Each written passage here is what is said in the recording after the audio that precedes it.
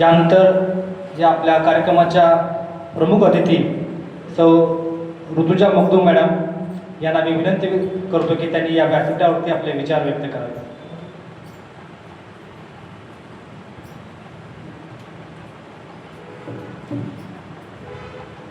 सगळ्यांना पहिला माझा नमस्कार.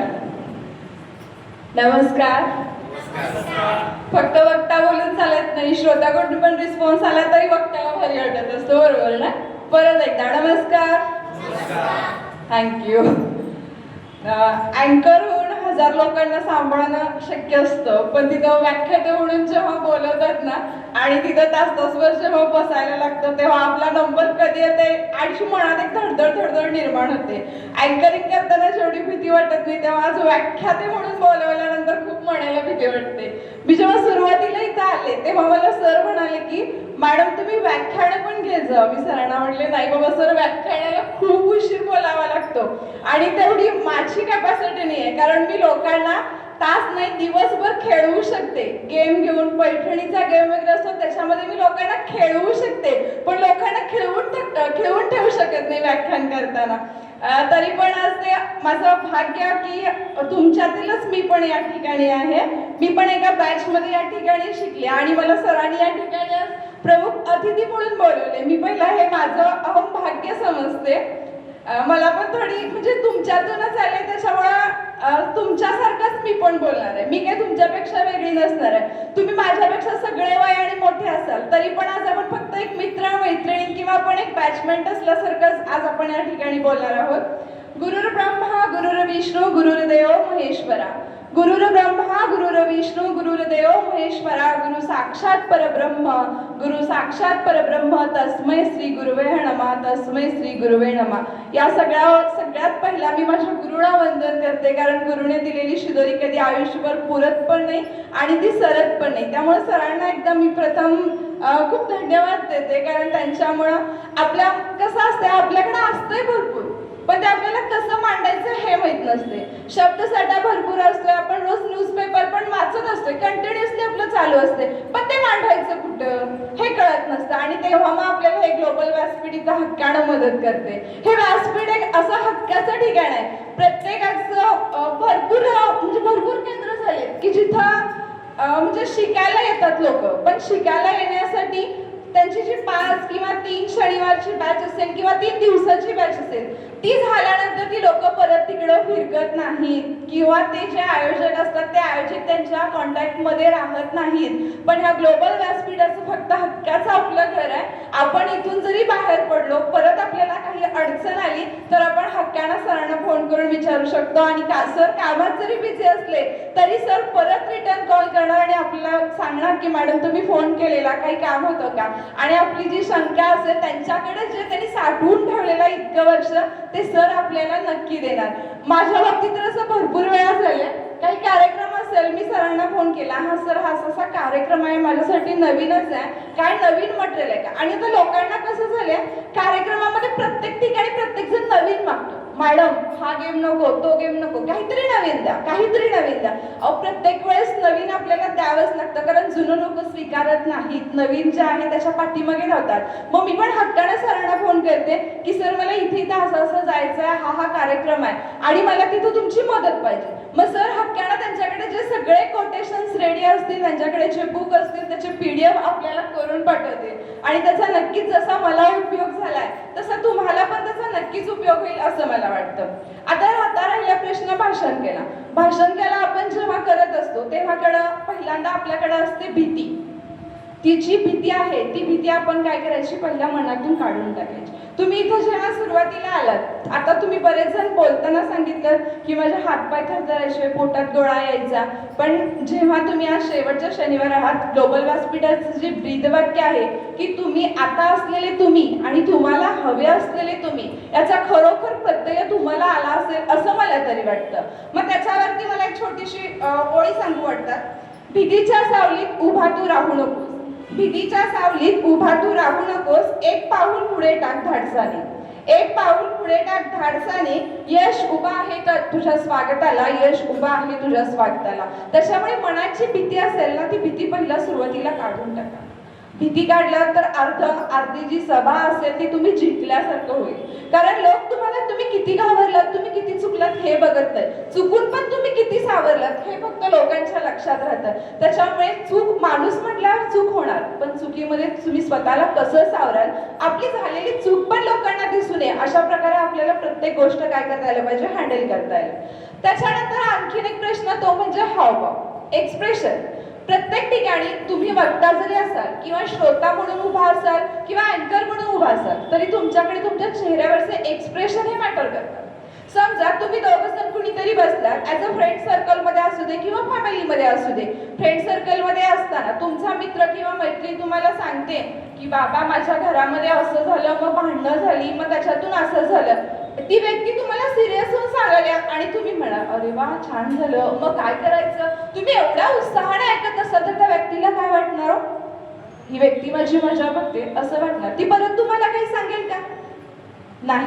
त्याच्यामुळे तुमच्या चेहऱ्यावरचे हावभाव. आणि एखादी व्यक्ती जर समजा तुम्हाला सांगते अरे माझा नंबर आला, मी परीक्षा पास आउट झाले, हे झालं ते झालं, मला भरपूर बक्षिसं मिळाली, आणि तुम्ही हा मग बर असं करायला लागलं तर ती व्यक्ती तुम्हाला परत सांगेल का, हो नाही. त्याच्यामुळं आपण सांगणाऱ्याने आणि ऐकणाऱ्याने सगळ्यांचे एक्सप्रेशन काय पाहिजे, महत्वाचे आहेत. त्याच्यामुळे चेहऱ्यावरचे जे हावभाव असतील, भरतनाट्यममध्ये जे हातवारे केले जातात, भरतनाट्यममध्ये हातवाऱ्याला महत्व आहे, मुद्रेला महत्व आहे. तसंच भाषण व्यक्त करताना किंवा एखाद्या डायसवरती आपण जेव्हा बोलत असतो तेव्हा आपल्या चेहऱ्यावर जे हावभाव आहेत त्या हावभावांना सुद्धा खूप महत्व आहे. ते हावभाव तुम्हाला आले ना तर तुम्ही प्रत्येक माणसाच्या मनावरती राज्य केल्याशिवाय राहणार नाही. आणि तुम्ही कुठेही जावा, कुणाचंही निगेटिव्ह थिंकिंग करायचं नाही. Always be positive. भले का माणूस तो कसा का असे ना, पण तुम्हाला कार्यक्रमाला जायचं ना, तिथं तुम्हाला कुणी 2 मिनिटं बोलावं लागले ना तर त्या माणसाविषयी तुम्ही नेहमी पॉझिटिव्ह बोला. तुम्ही जर निगेटिव्ह बोललात ना तर तुमचं संपलं, काही खरं नसते. मग ती सभा असू दे किंवा कार्यक्रम झाल्यानंतर काही खरं नसते. याच्याशी रिलेटेड मी एक तुम्हाला गोष्ट सांगू शकते. पहिल्यांदा एक शेतकरी असतो आणि 2 वाटसुर असतात. ते वाटसुरू भरपूर फिरून एका ठिकाणी आलेले असतात. पहिला वाटसुरू येतो, तो शेतकऱ्याला म्हणतो अरे दादा जरा इकडे या. मग तो दादा येतो, आपल्या हातातलं सगळं. शेवटी तो शेतकरी, कुणी बोलवले म्हटल्यावर मी जाणार आणि असं कसं होईल. मग तो आला. मग शेतकरीला तो जो वाटसुर होता म्हणजे ट्रॅव्हलर होता, तो ट्रॅव्हलर म्हणाला त्याच्या पुढचं गाव कसं आहे ते मला तू सांग. मग ह्या शेतकरी म्हणाला तुम्ही आता कुठून आलात. मग तो वाटसुर म्हणाला मी त्या डोंगराच्या पलीकडे जे छोटं गाव आहे ना त्या गावावरून इकडे आलोय बघ आता. मग शेतकरी विचारला पण मग मला सांग त्या गावाचं वातावरण कसं होतं, त्या गावात तुला काय वाटलं. मग हे ना आपल्या तोंडाचा पट्टा चालू केला, काय राव सांगायचं तुम्हाला, गाव खूपच बेकार होतं, त्या गावामध्ये काय सोयी नाही आहेत, त्या गावामध्ये लाईट नाही आहे, मला जेवण पण चांगलं नाही भेटलं, आणि काय एवढंच नाही तर मला रात्री झोपायला सारवलेली जमीन दिली, असं त्या ट्रॅव्हलरनं सांगितलं.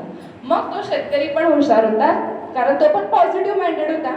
मग शेतकरी म्हणाला मग तू एक काम कर, तू ह्याच्या पुढच्या गावात जाऊच नकोस, कारण इथं त्याच्यापेक्षा पण काहीतरी तुला वंगाळ दिसणार आहे, तू तिथं पुढच्या गावात थांबू नकोस, तू त्याच्याही पुढच्या गावात जा आणि तिथून लोकांचा सल्ला घे. गेला तो, त्याचा ऐकला, कारण तो सांगायला लागलाय, कोणीतरी सांगायला रस्त्यात भेटलेलं म्हणून आपण त्याचा ऐकतो. तो गेला पुढं. परत दुसरा वाटसरू थोड्या वेळाने आला, शेतकरी काम करत होता.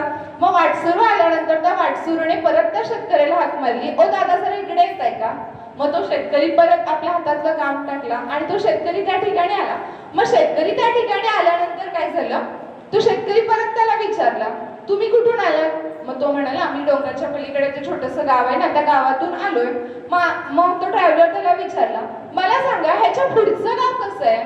मग तो शेतकरी म्हणाला पहिला मला सांगा तुम्हाला मागच्या गावामध्ये काय अनुभव आला.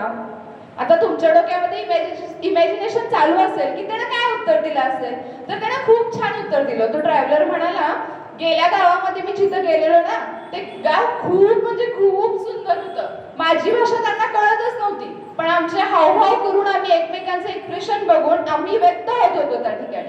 आणि त्या ठिकाणी जे जेवण मिळालं ना ते जेवणही अप्रतिमच होतं. आणि मी परत माझ्या जन्मभरात मी असलं जेवण कधीच जेवलं नाही. आणि मला रात्री तर काय सांगू तुम्हाला, छान सारवलेली जमीन मला झोपाय दिली, मला खूप गार वाटलं आणि मला खूप छान झोप. दोघेही वाटसरू एकाच गावातून आलेले. दोघांनाही तोच म्हणजे दोघांना माणसं भेटलेली माणसं सेमच होती, पण दोघांचा अनुभव काय होता, वेगळा होता. म्हणजे ग्लास अर्धा भरलाय का अर्धा रिकामा हे सांगण्याचं आपल्यावर असतं. तसंच त्या ठिकाणी झाले. मग शेतकरी त्याला म्हणाला, तुला मागच्या गावामध्ये जो अनुभव आलाय ना, तोच अनुभव तुला पुढच्या गावामध्ये येणार आहे. पुढचं गाव ही खूप सुंदर आणि तिथली माणसंही काय आहेत, खूप छान आहेत, त्यामुळे तू त्या ठिकाणी जा. या ठिकाणी जर शेतकऱ्यानं तो पहिला जर निगेटिव्ह सांगत असेल तर त्यानं जर त्याला पॉझिटिव्ह सांगितलं असतं तर त्याचा काही उपयोग झाला नाही. पण इथं लक्षात ठेवा, जेव्हा आपण पॉझिटिव्ह असतो, आपण पॉझिटिव्ह, आपला समोरचा पॉझिटिव्ह, त्यामुळे बी पॉझिटिव्ह, नेहमी सकारात्मक राहा. स्वामी विवेकानंद पण म्हणतात की तुम्ही नेहमी पॉझिटिव्ह राहा. पॉझिटिव्ह राहिलात तर तुमची विचारशैली, जीवनशैली सगळं तुम्हाला बदलवता येतं. हे खूप मोठमोठ्या लोकांनी पण सांगून गेले की आपण पॉझिटिव्ह राहायला पाहिजे. आणि मला सांगा, ह्या ग्लोबल व्यासपीठामध्ये तुम्ही जेव्हा 5 शनिवार होता तेव्हा सरांनी किंवा मॅडमांनी तुम्हाला कोणती निगेटिव्ह गोष्ट सांगितल्या का? नाही. 5 शनिवार मध्ये बी पॉझिटिव्ह, तुम्ही एनर्जीचं फुल ड्रिंक घेऊन या ठिकाणी बाहेर पडणार आहात. आणि म्हणजे बी पॉझिटिव्ह सर पण नेहमी सांगतात.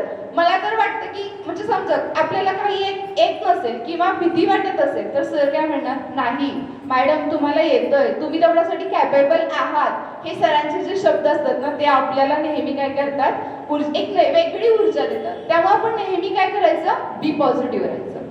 आणि त्याच्यासोबत आणखीन एक, आपलं अस्तित्व असं निर्माण करायचं ना की फक्त नाव घेतल्यानंतर त्या व्यक्तीची मूर्ती आपल्या समोर काय राहायला पाहिजे, उभी राहिली पाहिजे. आता मागापासून बऱ्याच जणांनी शिवाजी महाराजांचा उल्लेख केला. स्वराज्याचं देखणं स्वप्न जिजामातेनं बघितलं आणि ते स्वप्न सत्यात उतरवण्याचं कार्य छत्रपती शिवाजी महाराज की. मी सांगितलं तुम्हाला जय म्हणायला, तुमच्याकडूनच आलं ना ते जय म्हणणं. हे अस्तित्व आहे शिवाजी महाराजांचं. त्यामुळे आपलं अस्तित्व चांगलं निर्माण करा. याच्याशिवाय जी अमेरिकेमध्ये शिकागोमध्ये धर्म परिषद झाली, त्या धर्म परिषदेमध्ये स्वामी विवेकानंदांनी माझ्या बंधू आणि भगिनीनं असं म्हटलं. ते अजून भाषणाला सुरुवातही केलं नव्हतं, पण माझ्या बंधू आणि भगिनीनं ही जो 2 शब्द जेव्हा त्यांनी बोलली तेव्हा त्यांच्या म्हणजे ही शब्द बोलल्यानंतरच 3.5 मिनिटं टाळ्या वाजवत होत्या. त्या टाळ्या अजिबात थांबत नव्हत्या. फक्त तो जी सभा होती त्या टाळ्यांनीच जिंकली होती. त्याच्यामुळे आपलं अस्तित्व, आपल्या भाषेवरचं प्रेम आपण इतकं मजबूत करायचं की आपल्याला कधीही काहीही कमी पडता कामा नाही. आपण प्रयत्न नेहमी करत राहायचे. जेवढे प्रयत्न करू तेवढे कमीच आहेत. प्रयत्ने वाळूचे कण रगडितात तेलही गळे असं म्हणतात. त्याच्यामुळे प्रयत्न करत राहा.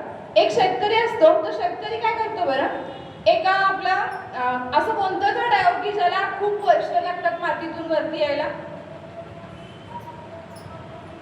कोणतं झाड आहे? बांबूचं झाड. जे बांबूचं झाड असतं ना ते त्याला जमिनीतून वरती यायला खूप वर्ष लागतं. आणि मग एकदा काय झालं, एका शेतकऱ्यानं ते बांबूचे बीज घातले आणि तो वाट बघत बसला. 1 वर्ष गेलं, 2 वर्ष गेलं, 3 वर्ष गेलं, पण त्यातून कोंब काही वरती येईना. पण शेवटी जेव्हा 5वं आणि 6वं वर्ष लागलं तेव्हा ते झाड तरारून 5 ते 6 फुटापर्यंत वरती गेलं एका वर्षामध्ये. मग लोकांना काय वाटलं, अरे नाही ह्यानं खूप वर्षापूर्वी हे म्हणजे झाड लावले आणि जरा जरा जरा करत वाढत आले. पण नाही, 5-6 वर्षापूर्वी त्यानं काय केलं, त्या झाडानं आपली जी मुळं होती ती जमिनीमध्ये घट्ट रुजवली आणि पहिला तर त्याचा बेस पक्का केला आणि त्याच्यानंतर तो काय केला, ते बांबूचं झाड एकदमच उसळी घेतो वरती. त्याच्यामुळे आपण काय करायचं, प्रयत्न हे आपण करायलाच पाहिजे. आपण अनेक उदाहरणं बघतो. त्याच्यामध्ये अटल बिहारी वाजपेयी यांचं जर म्हणजे उदाहरण घ्यायचं असेल तर आपण बोलतोय, कंटिन्यू बोलतोय. त्या मुलीनं मग अशी सांगितलं की बोलणारा पण कापत होता आणि ऐकणारा पेटून उठत होता. पण आता तसं होत नाही असं ती म्हणते. म्हणजे बोलणारा तापतोय पण ऐकणारे काय पेटून उठत नाहीत. हे खरं वास्तव आहे. आजच्या आपण राजकारणामध्ये किंवा इतर सामाजिक क्षेत्रामध्ये गेलं तर हे खरोखर वास्तव आहे. असं होतं, फक्त वक्ताच बोलत असतो, फक्त एकेरी सगळं होत असतं. पण असं होता कामा नये. आपला वक्ता कधी असतो, जेव्हा श्रोता त्याच्या पुढे असतो तेव्हा तो वक्ता असतो. अटल बिहारी वाजपेयी जेव्हा त्यांचं मनोगत किंवा त्यांचं म्हणजे भाषण चालू असतं तेव्हा ते बोलताना काय करतात, एकदमच मध्ये पॉज घेतात, बरोबर. पण ते जेव्हा पॉज घेतात ना, त्या पॉज मधूनच त्यांना काय बोलायचंय पुढचं हे आपल्या लक्षात आहे. नरेंद्र मोदी जेव्हा भाषण करत असतात तेव्हा त्यांच्याकडे जो मॉब आलेला असतो ना, तो मॉब त्यांच्याकडे एकवटलेला असतो. त्याच्यामध्ये कोणतीही सभा जिंकतात. राज ठाकरे असू देत, उद्धव ठाकरे, परत कैलासवासी बाळासाहेब ठाकरे, अशा अनेक उदाहरणे आपल्यात आहेत. व्यंगावरती बोलणारे पण नेते आपल्यात झालेत, कार्याबद्दल बोलणारे, कौतुक करणारे, पाडणारे अनेक वेगवेगळे वक्ते काय झालेत आपल्यात झालेले आहेत. आणि प्रत्येकाचा आदर्श काय करायला पाहिजे, आपण डोळ्यासमोर ठेवायला पाहिजे.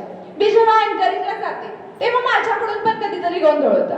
परवा एका कॉलेजचा कार्यक्रम होता आणि त्याच्यामध्ये माझ्याकडून काय झालं, प्राचार्य हे प्रत्येक कॉलेजला एकच असतात आणि माझ्याकडून चुकून काय झालं, प्राध्यापकांना माझ्याकडून प्राचार्य केलं. मग लोक हे पकडतात, आपण बोलण्याच्या भरात असतोय, आपल्या लक्षात येत नाही, पण लोक पकडतात. त्याच्यामुळं माझ्यावरून सांगते की प्रत्येक भाषेवरती आपली पकड पाहिजे. प्रत्येक भाषा किंवा आपण जे वाक्य बोलतोय, शब्द बोलतोय, त्याच्यावरती आपली काय पाहिजे, वचक पाहिजे. मी आता मागाशी म्हटलं की कोणताही आपण जेव्हा बोलत असतो ते एकेरी व्हायला नको, दुहेरी व्हायला पाहिजे. म्हणून सरांची परमिशन असेल तर अँकरिंग क्षेत्रामध्ये तुम्हाला कुणाला जायचं असेल आणि किंवा म्हणजे एखादा कार्यक्रम होस्ट करायचा असेल तर त्याच्यावेळी काही जर तुमच्या मनामध्ये प्रश्न असतील तर मी इथं उभी आहे तोपर्यंत मला विचारू शकता.